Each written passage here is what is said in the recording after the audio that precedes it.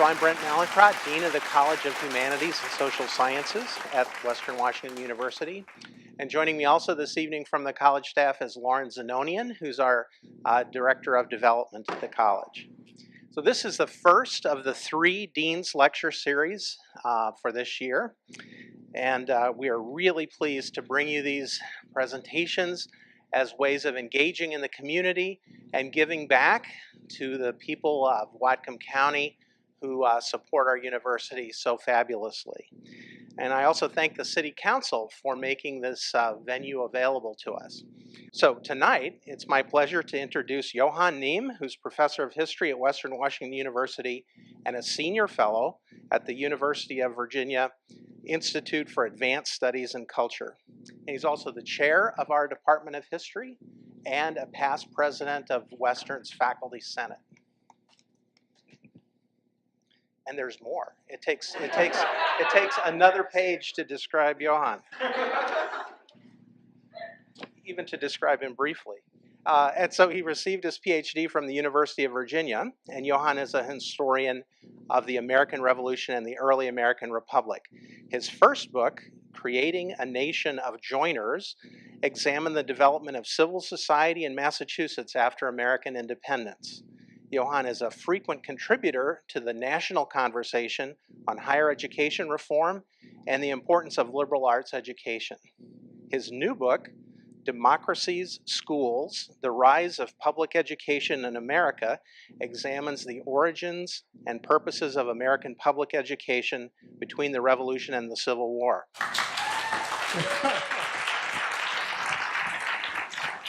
Well, thank you all for coming out tonight. I want to thank Dean Mallinckrodt and Kirsten Anderson for organizing this event and for asking me to speak. I was going to do a very elaborate song and dance, but I'm tied to this mic because the wireless mic doesn't work in TV land. So I'm going to be a little more dignified than I intended. But thank you all for coming out. I want to start by just sort of briefly saying, why did I write this book?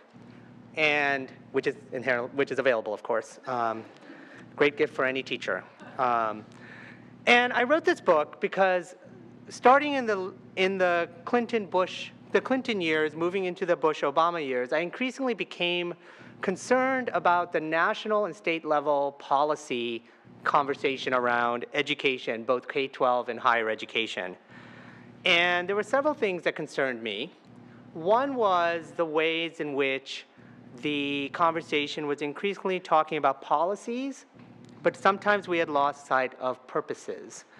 And as I'll talk about more today, and to the extent we talked about purposes, we seem to have lost sight of some of the deeper, more important, from my perspective, purposes for public education. So it was during the Clinton, Bush, and Obama years that I started thinking we need a resource to think about the origins of our public schools and why we have them. And I looked to the books that were written. And in the 60s, 70s, and 80s, there were a series of history books. I'm obviously not the first person to write about public schools. And whether you look from the left or the right, they tended to be extremely critical in a way that I felt threw out the baby with the bathwater. So in this book, I want to recognize that the bathwater is dirty, that there's a lot of things to criticize about the history of public education, but there's a baby there, and I was worried that increasingly that baby would get lost. So that's why I started down this book during the Clinton, Bush, Obama years. I have to say, I think the questions that I've been asking have become a little more urgent since November, now that the future of the public schools themselves are at stake. So today I want to ask 2 questions. Why did we have public schools? Why are we losing faith? Those are my 2 questions. A republic, if you can keep it. Republics are among the most fragile of political units. Some of the largest empires, the Roman Empire, the Ottoman Empire, the Han Dynasty, and even the British, French, and Spanish empires, lasted hundreds of years.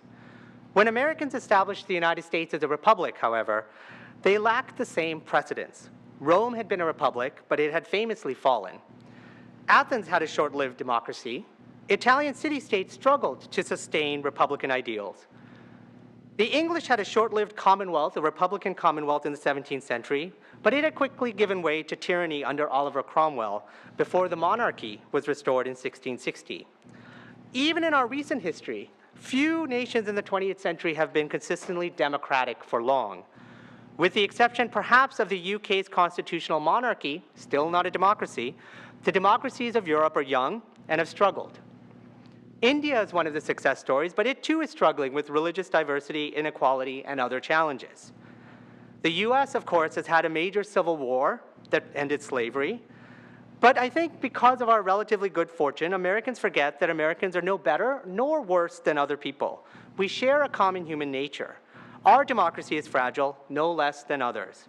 We have been fortunate, but we should not confuse fortune past with the future. A republic, if you can keep it.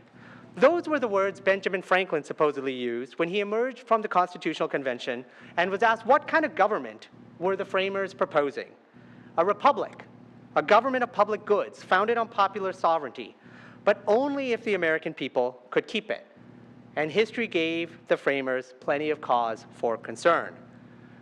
For America's founders, public education was essential to keeping the republic. People, they believed, were born ignorant and flawed. Even many Americans at the time would have argued sinful. History suggested that people could easily be swayed by demagogues, a Catiline, a Caesar, a Cromwell. There may even be some more recent examples in our history that come to mind. This meant that republics had to fear both the ignorance of the many and the ambitions of the powerful, who might use their power and influence to subvert liberty, as Caesar had done. The people had to be prepared to govern and watch over their leaders, and leaders had to be educated to favor the public good over their own ambitions. Threats to democracy could come from both the few and the many. For some founders, like Pennsylvania's Benjamin Rush, the threat came from the many, from all of us. We were ignorant and selfish. The people tended to favor the interests of their pocketbooks, their denominations, their region over the common good of Pennsylvania or the United States. Public schools, Rush argued, would improve the people. They would bring diverse citizens together into common schools, and a diverse society would be rendered, in his word, more homogeneous. As important, a good education would not just offer young people knowledge, but teach them to be good citizens. There was an ethical component to it, what the founders called civic virtue. To Rush, the people had to be formed as Republican machines. Those are his words. And think about that phrase. I try to imagine a Republican machine, people walking around the street always thinking about the public good when faced with a question. But that was his aspiration, and he was faced with the reality that he had to deal with the corrupt human nature before him. Other founders, like Thomas Jefferson, worried more about elites than ordinary Americans. They believed that the people were more often the wronged than the wrongdoers. This was because the people were easily misled by powerful politicians or ministers of the established churches. The elite had a monopoly on knowledge for most of history, Jefferson thought, and he hoped, in his words, to diffuse that knowledge to every white Virginian. Once ordinary Americans had access to the kinds of knowledge that elites had monopolized, they would be prepared to govern themselves and keep a watch over their own elites. Of all his goals, Jefferson wrote in his bill for the diffusion of knowledge in Virginia, none is more important, none more legitimate than that of rendering the people the safe, as they are the ultimate guardians of their own liberty. But whether the threat came from the few or the many, both Rush and Jefferson could agree that the people had to be rendered safe, that there's a role of education. We're not born ready to be citizens, we must be made into citizens. Equally notable, many founders, including Rush and Jefferson, believed that girls should go to school.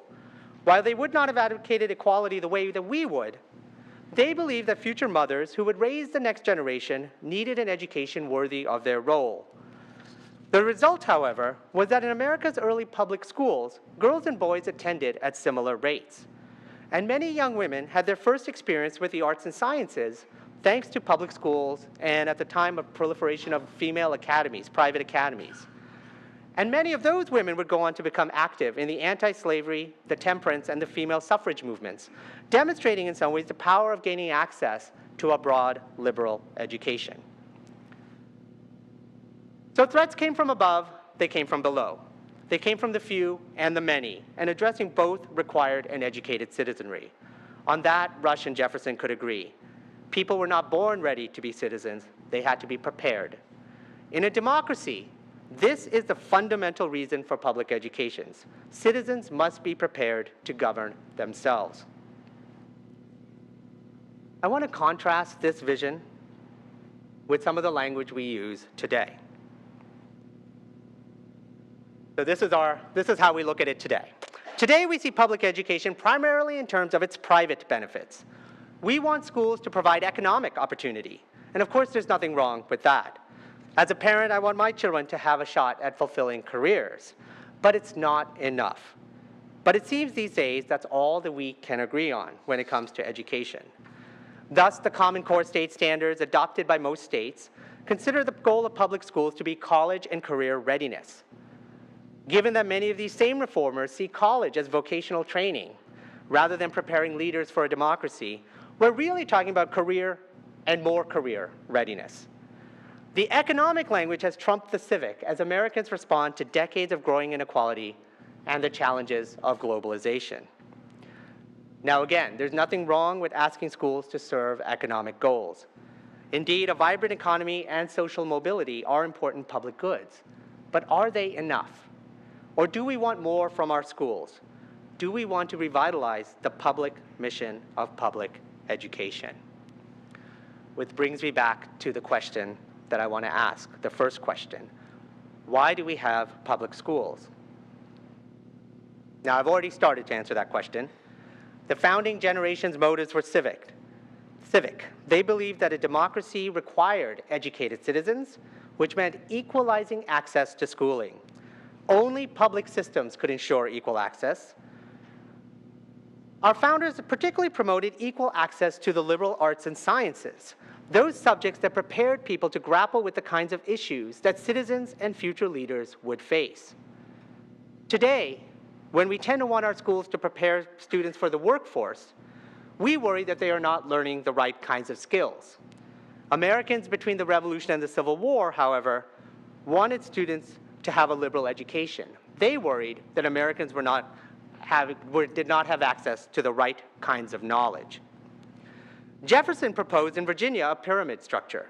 At the elementary level, students would learn academic skills, reading, writing, arithmetic, as well as knowledge of history, science, and ethics. Students at higher levels would learn ancient and modern history, math, physics, chemistry, anatomy, medical theory, zoology, botany, mineralogy, philosophy, legal ethics, and what we today would call political science and economics. The goal was to prepare them to be knowledgeable, thinking, and good, ethical citizens and civic leaders. So that's the first goal for public education in the era between the Revolution and Civil War, citizenship. By the 1830s, however, what we often used to call the age of the self-made man, this was the age where people would pull themselves up by their own bootstraps, the age of self-making, school reformers added a second purpose, self-culture, the formation of a self, to make a self, which is what self-making is all about. In the era of self-made Americans, educators argued that self-making required also a liberal education. The Reverend William Ellery Channing, one of the founders of Unitarianism and a prominent minister of his era, argued that access to a liberal education was the obligation of a Christian democratic society that proclaimed equality. God's world should be accessible to every person, Channing believed, and every child had the image of God within her or him. Every person deserved an education, the Reverend Channing wrote in 1838, and these are his words, because he is a man, not because he is to make shoes, nails, or pins. He argued against those who proclaimed, and again Channing's words, a liberal education is needed for men who are to fill high stations, but not for such as are doomed to vulgar labor. Whether we are rich or poor, whether we work in the professions or on the docks, each of us, Channing wrote, is a son, a husband, father, friend, and Christian. Each of us belongs to a home, a country, a church, a race. Education must not prepare some to lead flourishing lives and for others to toil. In a democracy, we must all be educated to fulfill the various roles we will play in our lives. Because self-making was creative, you had to create yourself. It was ultimately imaginative. And one of the goals of public education was nothing less than democratizing Americans' access to imagination. Education reformers in the 1830s and 40s hoped that by giving all Americans access to the richness of the liberal arts, They could help students to imagine new worlds for themselves, to be truly self-made, indeed to make their own worlds. But self-making could not be done without knowledge. It required it. Imagination, they argued, would be enriched by studying subjects like history, which reveal the ideas and experiences of others, and science, which provided knowledge of God's creative force in nature. The arts and sciences would offer students perspectives not available elsewhere, providing knowledge students could draw on as they sought to make worlds of their own. That's why students read literature. The works of Homer and Shakespeare were built on the solid materials of human knowledge, one writer asserted in the 1850s. The only way to enrich the imagination, this person went on, and enlarge the pleasures derived therefrom, is to store the mind with well-ordered and distinctively comprehended truth. That's also why we needed science. Not because STEM led to jobs, because as one graduation speaker at a teachers college in Massachusetts put it in 1848, there is not a star or a stone which is not placed before us as a volume to be opened and read.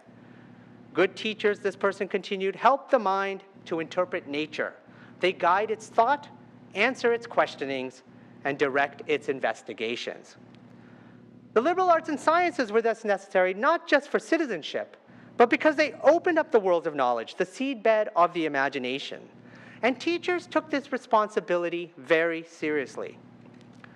Electa Lincoln, who served a short term as the first female principal of a teachers' college, normal schools, in West Newton, Massachusetts, opened the spring 1849 term with a devotional reading from the 10th of John. The only way to teach, she told these in-service teachers, among the first generation of professionally educated teachers, the only way to teach is out of love, deep stirring love for our fellow creatures, and an earnest desire to benefit them. Love, soul-filling love of God, and a desire to work His will. While some actions, she continued, will affect the physical universe, the world we inhabit, a teacher's impact was deeper. It was on, in her words, the moral universe.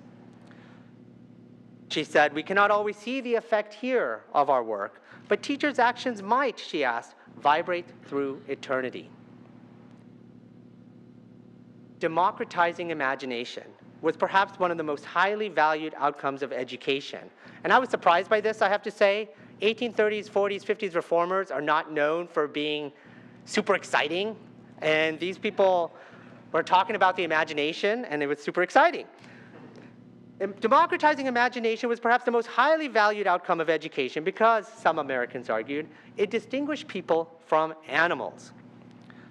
Our age gets very little credit for poetry or music, or indeed for art in any of its branches, Frederick Douglass told an audience in the closing days of the Civil War. But, he continued, in his words, man is the only picture-making animal in the world. Although reason is exalted, he noted, other animals can reason. Imagination, that sublime, prophetic, and all creative power of the human soul was the glory of man alone. With imagination, Frederick Douglass wrote, a new life springs up in the soul.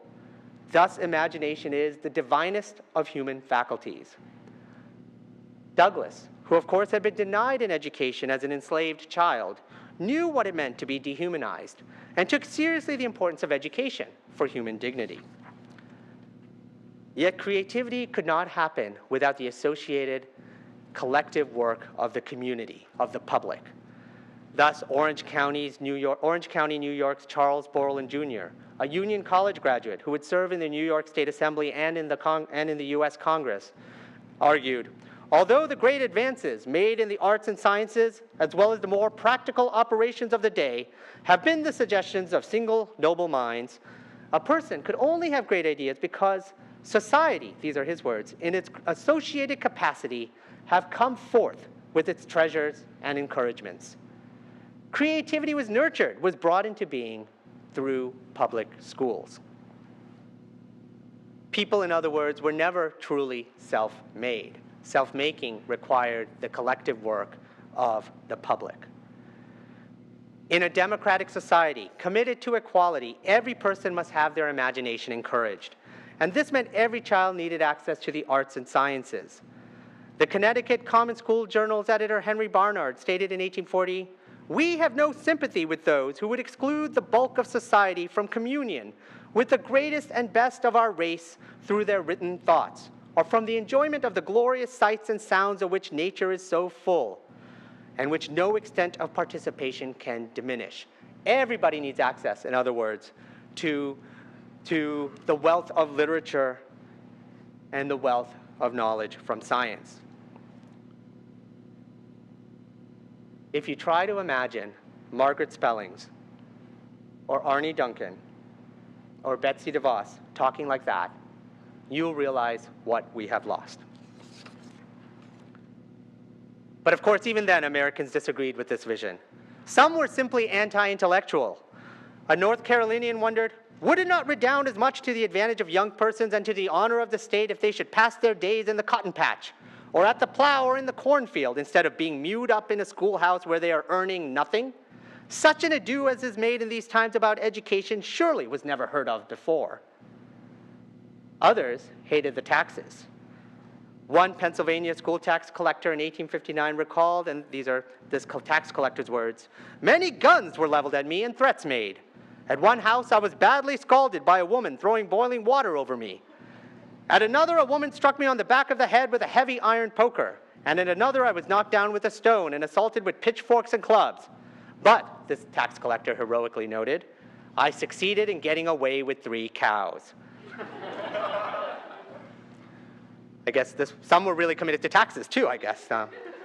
Wealthy farmers in particular refused to pay, this tax collector wrote, until I had taken some of their stock. And yet, despite this resistance, Americans continued to raise taxes as more and more children went to the expanding public schools. By the Civil War, most northern states had made public schools free and tax-supported at the elementary level, and many states were moving and would soon move after the Civil War to free public high schools. And the South was trending in the same direction for white Southerners. Why did this happen despite the resistance? Because, I believe, the schools themselves as institutions built the case for public education in community after community. As local citizens worked together to build, and they literally had to build the schools, they built schoolhouses, and to run the schools, they gained a sense of ownership over them, even pride. As more and more young people went to school, other parents wanted the same benefits for their own children.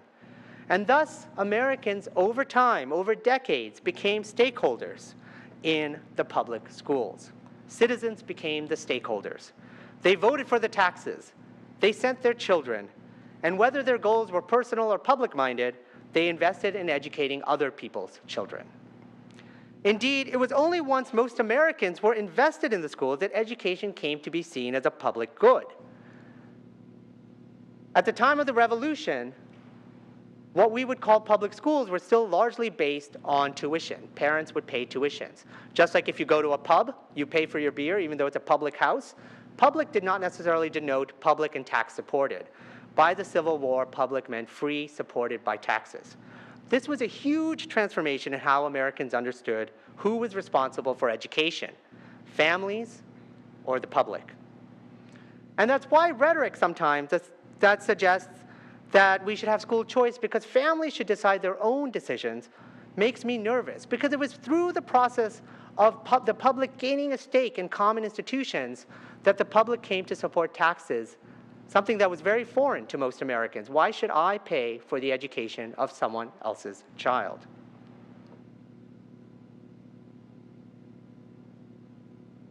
There was a fourth reason by the 1830s and 40s that Americans advocated public schools: the challenges of diversity and economic inequality. As Americans became more diverse, many education reformers, including Horace Mann, the Secretary to Massachusetts Board of Education, the so-called founding father of American public schools, believed that a diverse society needed public schools to bring citizens together and to help them see each other as Americans. Our public schools are the most democratic institutions that this peculiarly democratic country affords, proclaimed E. Hodges, the superintendent of schools in Fond du Lac, Wisconsin.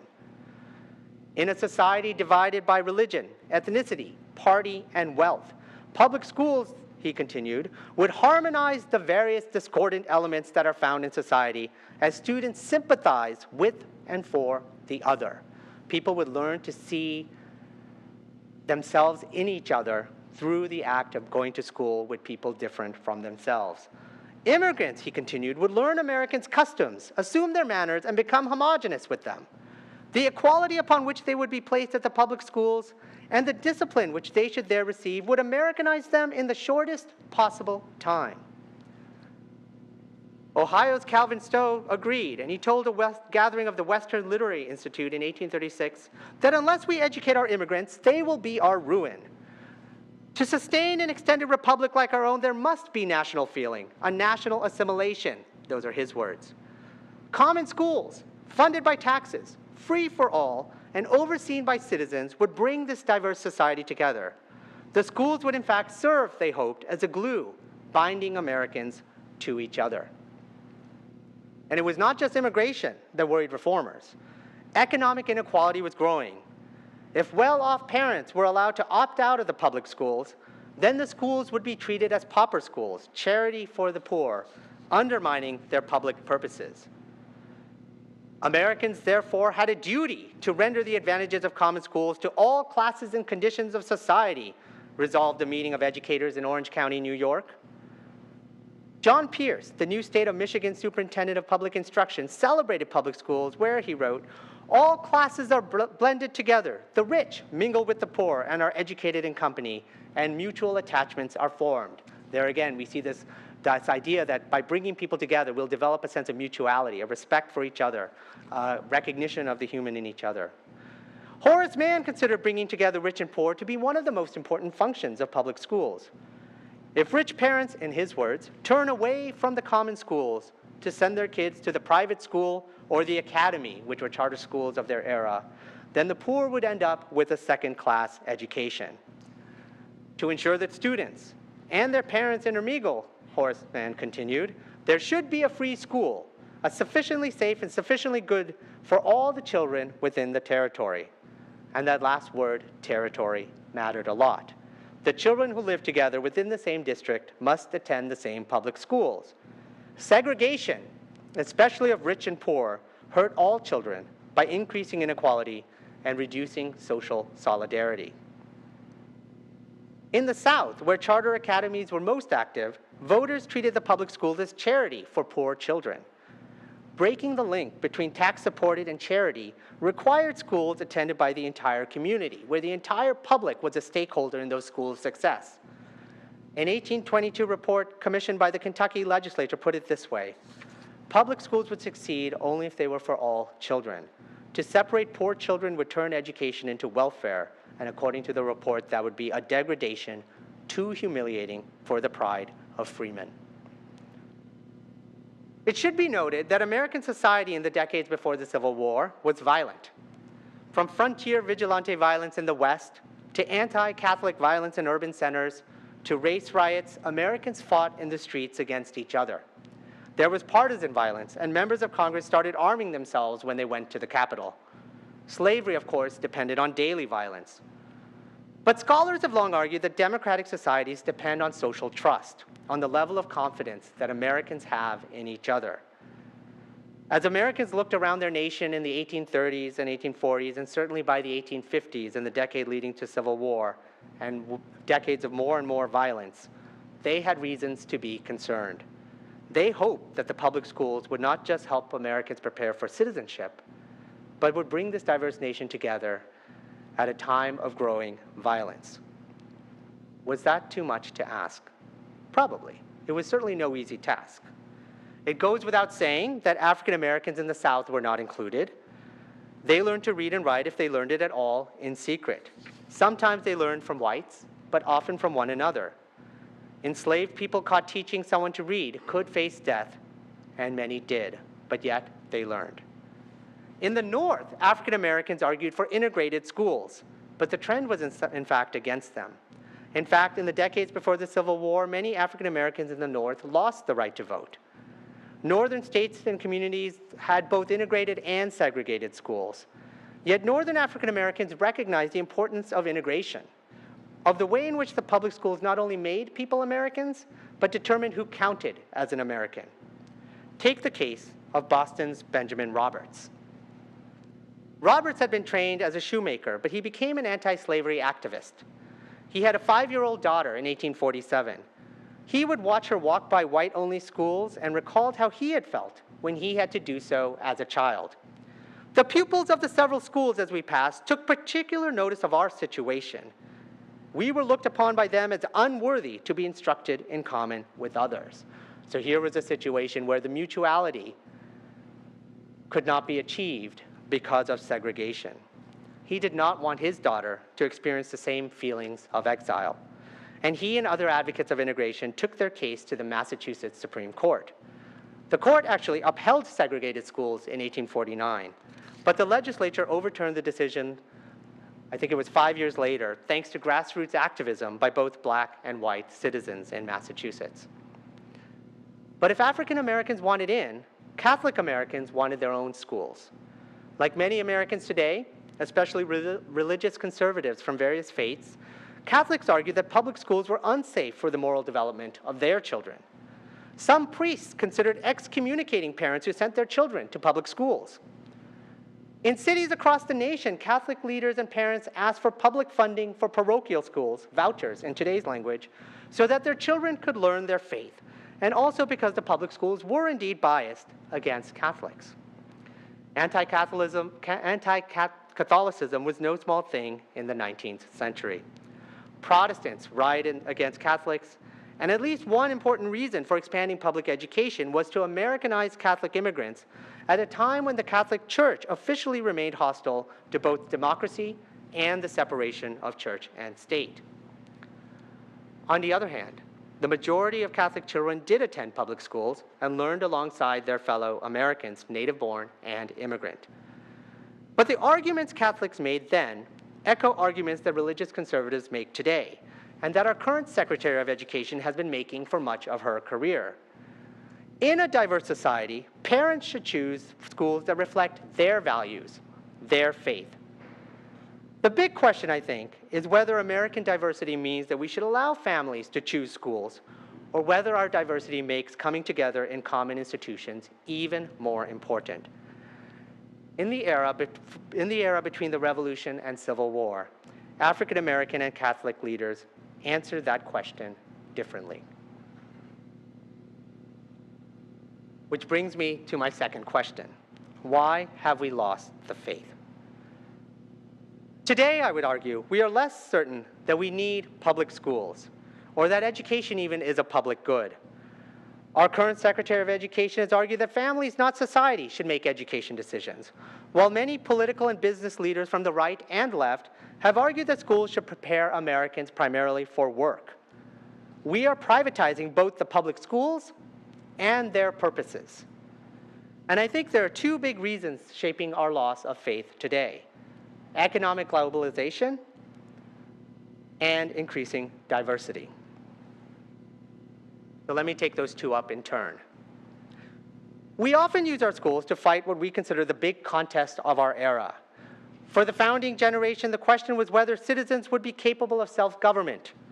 During the Cold War, the United States was engaged in a contest over whether democracy or communism was a superior system. That meant for policy leaders at the time that we should educate for democracy. At the K-12 and college levels, we invested in the liberal arts and sciences and emphasized the importance of an educated citizenry capable of participating in democratic life and in recognizing the distinctions between democratic freedom and communism. Today, of course, we're less worried about the threat of communism, but we worry about the rise of China and other economies, and whether globalization is eroding America's economic competitiveness. At a time of growing inequality, when good jobs are hard to find, and corporations have become tied to no nation or place, American citizens and leaders alike are concerned about how to create a vibrant economy and how to get ahead in a declining economy. That, of course, puts economic concerns to the fore, perhaps not unreasonably.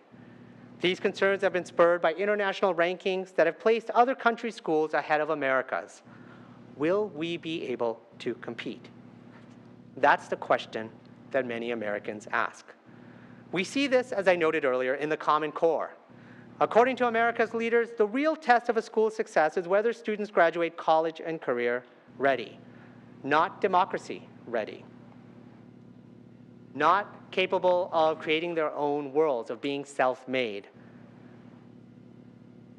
but whether they graduate college and career ready. This is, I would wager, a real lowering of our expectations for the schools. And I want to emphasize this fact, because we often think of national standards as raising our expectations for our schools.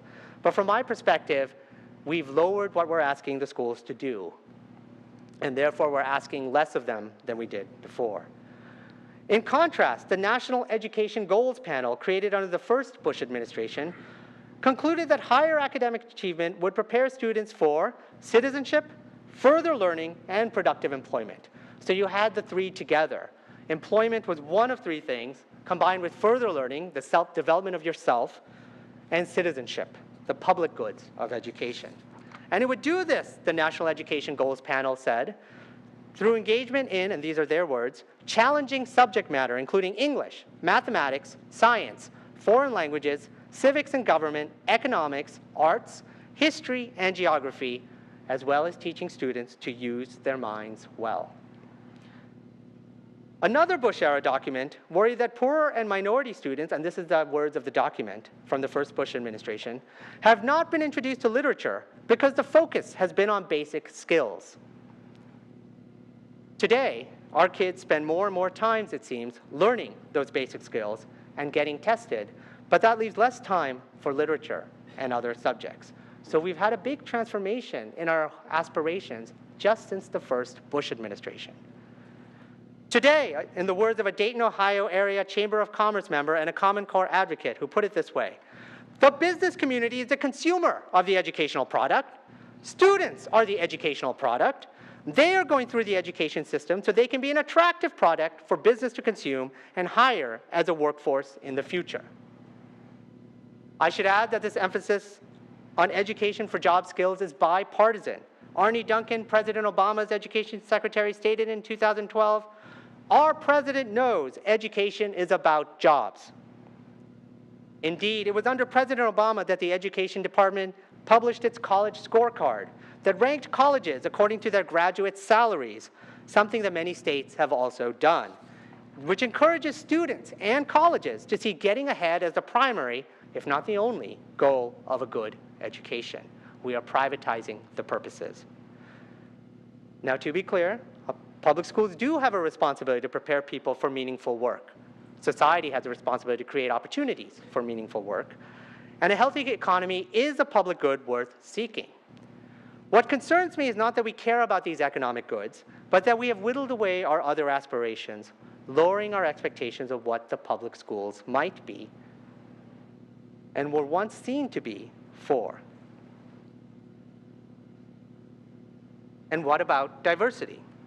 Diversity, of course, is one of America's greatest strengths, but it is also one of America's greatest challenges. Democracies require citizens to have a sense of solidarity, to see themselves as a common people who trust each other and can work together. Not all governments demand this of their people. Empires can rule diverse societies. They want peace and wealth, and they're willing to use force on their subjects to get it. The same is, of course, true of authoritarian regimes. But democracies require each of us as citizens to see ourselves in each other as fellow citizens, to cooperate, to win gracefully, but also to lose elections gracefully, to have trust that we are invested in each other's welfare. Diversity brings vibrancy, innovation, and talent to a society. In a democracy such as ours, we also respect people's rights, so we want them to be free to choose their faith and to pursue lives that they have reason to value. Diversity is a product of our freedom, as James Madison knew, but it is also a threat to our capacity to work collectively to protect that freedom. And that's the challenge. In the 19th century, Protestants were the majority. And so while the schools were not explicitly religious, they drew deeply on Americans' Protestant background culture. For Catholics, Jews, and non-believers for much of our history, the public schools were not welcoming places. That started to change in the 20th century. In response, today, an increasing number of American evangelicals have opted out of the public schools, as well as conservatives from other faiths. just as Catholics did in the 19th century. Because today, many believe that the public schools are unsafe for their own children and their children's faith. In our home state of Michigan, Betsy DeVos led the movement to move funds and students away from public schools. Today, it's conservatives who want to opt out, although in the 1960s, it was liberals who sought alternative schools and accused public schools' efforts to foster a shared national culture of imposing a form of social control. Today, that language of the left has been embraced by the right.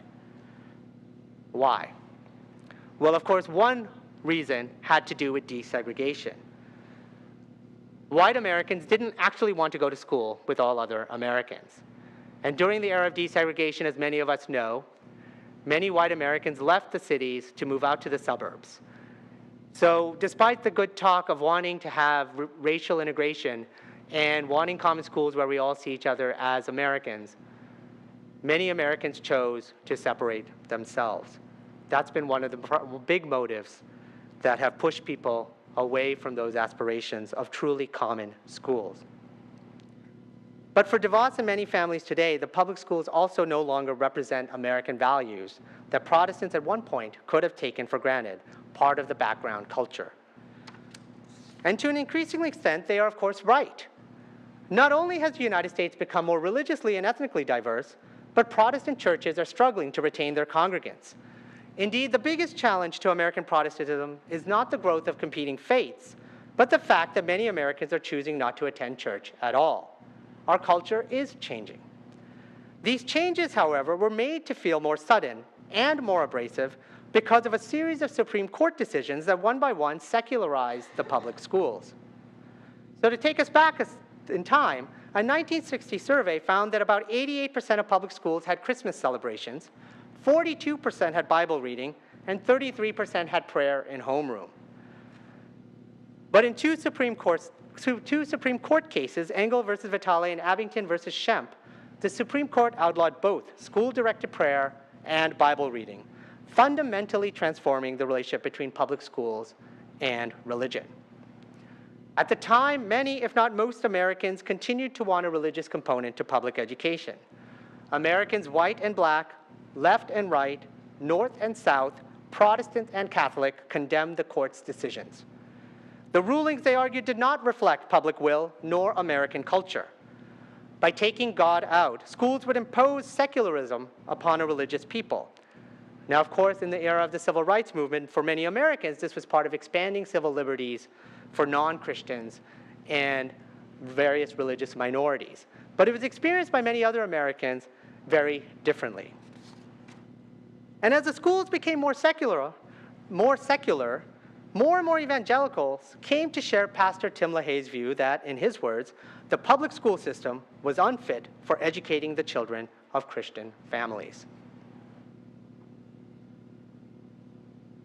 So in conclusion, none of the questions that we have faced during the founding eras of our republic have gone away. And in some ways, they're more relevant than they ever have been before.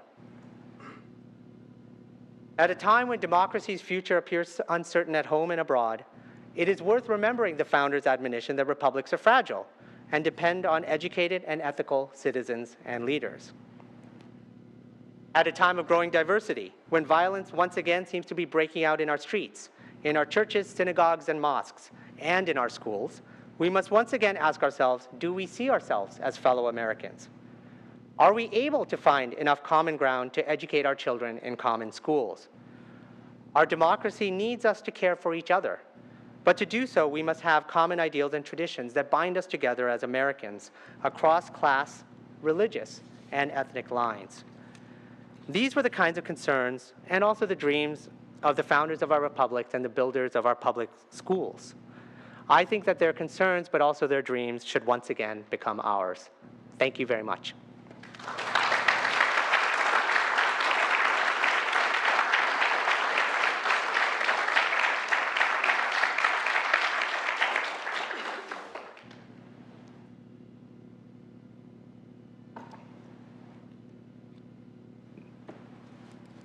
So we'll open it up for questions, and I'll try to get the mic to whoever has a question for Johann.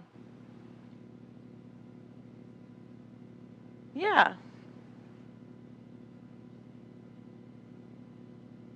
In a highly plural society like our own, what are the handful of things do you think that can serve as the basis for a common public educational system? Yeah, that's a good question. And I think the danger of answering that question too specifically is that it alters what should be an organic process.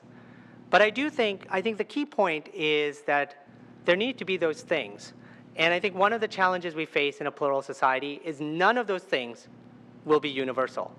There will always be minorities of 1, 10, 10,000 who find a particular common tradition, common ritual, common curriculum offensive. One way of dealing with that is to have what we have had, which is the exception.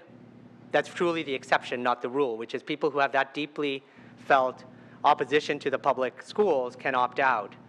But I think we have also reached a point where we are also nervous that any tradition will anger someone. And so we're nervous to have those common things. And I think actually the reality is we have to do two things at once. Be aware when those traditions certainly violate principles of justice that have to do with the First Amendment, that have to do with racial equality.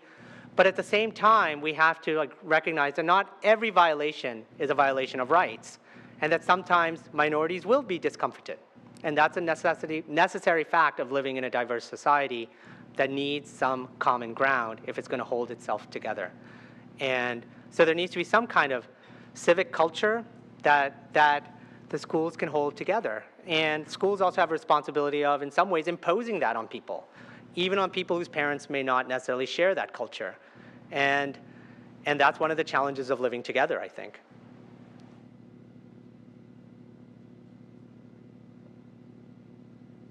Any other questions?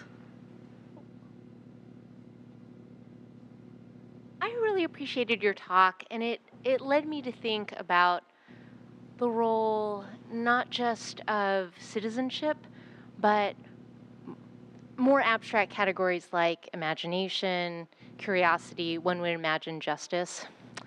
And I wonder how you see some of the educational research that has really been focused on the overly disciplinary school to prison pipeline concerns that have cropped up. And those they've gotten kind of segregated out of the discussion of choice, school choice, vouchers, certainly religion. But it seems to me like there's a very intimate connection actually with the story that you're telling. That's a good question. So let me see if I understand. If I understand your question, the question is, what do we do about the fact that our system uses a certain form of discipline that not only leads to a pedagogy that is the opposite of the kind that would cultivate imagination and creativity and ideas of justice, but also creates those injustices by sort of pushing those students out of the schools. And I think you're absolutely right that that's a problem. Indeed, the reformers in the 1830s and 40s, one of their big aspirations was to end external forms of discipline. I have a chapter in the book on teachers and students, and it's a heartbreaking chapter because it reminds us that teaching and learning are really hard, and there's no perfect school, and there wasn't then. But one of the aspirations was that people would have schools that would cultivate their curiosity from the inside, that they'd be motivated internally rather than externally. And that was a big aspiration of the era. It's one that we've never quite achieved. And certainly the aspiration that this form of self-making, this ideal of creativity, really has to be democratic, that it really has to belong or be given, or has to be made accessible to all Americans, and that the goal is not to take some people and effectively see them as threats and discipline them out of the system. And so I think there is an intimate connection, and it is certainly something that doesn't meet these kinds of aspirations at all. In fact, it's a violation of them.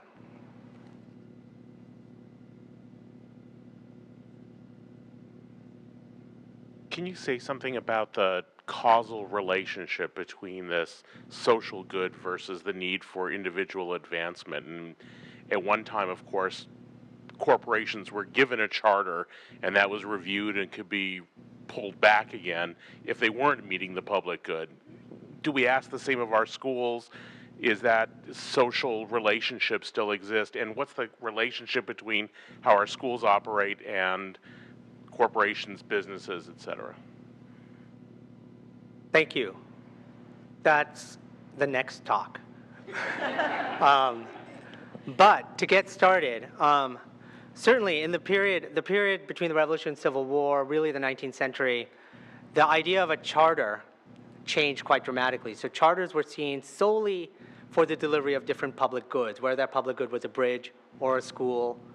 The point was the states lacked the capacity to do it themselves, so you organize a group of people who have either the economic capital or the social capital, the capacity locally to build it. Slowly over time, states built capacity. I think one of the things there's multiple ways to get into your question. I think two things that immediately come to mind is I think we've lost some of that sense of charter. I think it's possible to bring it back in terms of the debate over charter schools. There is a historical understanding of charters as public entities that are publicly grounded that could be revived. There's also the challenge that in many states, what we've done instead is opened up charters for for-profit businesses or for national and even transnational investment, and we've not embraced that older definition of charter. So I think in terms of thinking about charter schools, we have to realize there's no one thing or one regime or one way to organize it, and so we should talk about the policy framework in which those charter schools are organized and what we mean by a charter school. And part of what I think is appealing of charter schools for businesses and corporations is the fact that unlike taxes, if they invest, if the Gates Foundation, for example, as a foundation with particular interest, invests in a particular school that does particular things, it controls those decisions, not the democratic public. And I think that that's also another appeal of charter schools for many businesses and corporations and business-minded foundations. Any other questions? Hey, Professor. Hello, August. I'm allowed to call you Johann now? No. Okay. Okay, Professor Neem. I'm just curious, as you were talking about how you thought that democratic schools kind of should have these three goals of developing the self, developing civic mindedness, and developing career as well. And I'm curious if you think that there are any contemporary democracies that are doing a good job resisting this globalization trend and this pull towards the last of those three things? That's a good question. And the easy answer is that's the Finland question, which is that, so let me try to give a more complicated answer to that question. The pressures of globalization are affecting every democracy.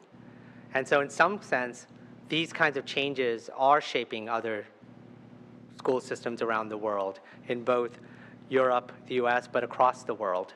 And in some states, they've had more impact. The thing about the system of in Finland and some other places is one of the things that we do in the United States is we sort of go about the process the wrong way. There are some countries where the best and the brightest become teachers. They're compensated as teachers. They're given the autonomy of professionals. They have, even if there's a national curriculum, there's a lot of effort at the local level to figure out how to teach it for the local students. And they spend less time actually teaching than our teachers do for more money, right? In our system, we're desperate to get teachers in classrooms. We have not made it an appealing profession.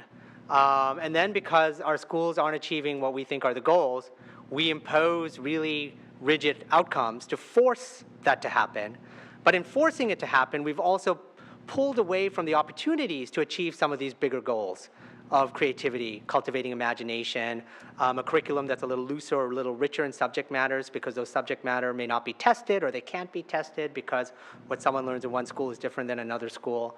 And so we've let that pressure to sort of fix a problem we didn't fix at the starting point guide and corrupt in some ways or limit our curricular opportunities.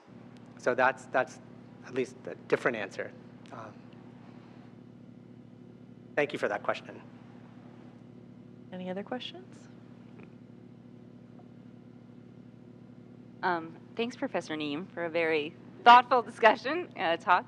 So I was wondering if you could speak a little bit to the sort of dissonance between what we say is the goal of a public school curriculum, right? What we are sort of told, this is what your child will learn, this is the goal of the school, and then what we ask of the students, what we are, I guess, effectively testing them on, or what we are looking to see from them in terms of what they're learning, because that's quite different. What they come in with in terms of what their expectations are and what we then expect of them are not at all the same things. Yes, exactly. There was a story recently on NPR about, I think it was about Seattle and children who dropped out of school in Seattle. And it was a really fascinating story because the thing that all these students, what they interviewed these students, all these students loved learning when they were in elementary school. And they had a teacher who was a mentor who they were really close to and inspired them. And even in middle school, they still loved learning, but slowly they struggled. They had a hard time. They didn't get the support they needed, emotional as well as academic. And then at some point they started slipping, dropping out. They became problems, and then they entered the disciplinary system. And so there is this great disparity between this aspiration, at least the aspiration I described today, and the practice of schools. And that's been true historically from the very beginning. Even in the 1830s, 40s, you had this great rhetoric, but people relied on the rod. And when and then we instituted grades to create these external pressures for performance, because the internal we couldn't cultivate that internal aspiration. Now, part of that, of course, is that it's a utopian aspiration to cultivate it for everyone in the same way, in the same place. But we've never achieved, in some ways, that aspiration. I don't think that's a reason to lose the aspiration. I think the reality is we need to start thinking about how do we design schools that will come closer to it? And how do we do that for all Americans, not just some Americans? How do we allow, not just rich Americans to have access to the richness of a good curriculum and great teachers, but all Americans? And that's a real challenge. It's a difficult thing to do because not everybody comes to school with the same background, with the same preparation, with the same family support, and we haven't figured out how. And I think that's a real problem. I do regret that in one way we respond to that, in certain schools at least, is by becoming more disciplinarian to teach to the test. And that's often the case for poor and minority students. And then they perform well, and those schools perform well, but that doesn't live up to the kind of aspiration I'm trying to describe here, even though those schools are quote unquote successful schools. And in some ways, that's what I felt was the loss. When even in this early Bush era documents, the first Bush administration, whether you approve of national standards or not, the aspiration was actually to expand access to the richness of a good curriculum. And we seem to have gone away from that even. So.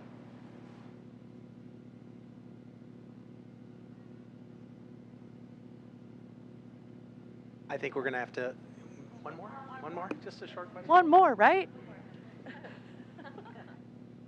So you set this up and finish as a story of decline, right? A story of lost faith. And there's a big chronological gap, which, you're a historian of the Revolution and early Republic, so you're going to have that, but you do jump into the present. But then there's a whole 150 years missing, right? And so there's a lot of faith being lost over a long time. Yeah. And I wonder if you could, would the story look different if you look at public education in the last era of great anxiety about economic inequality, rising immigration, and globalization in the 1880s, 1890s, early 20th century? Yes and no.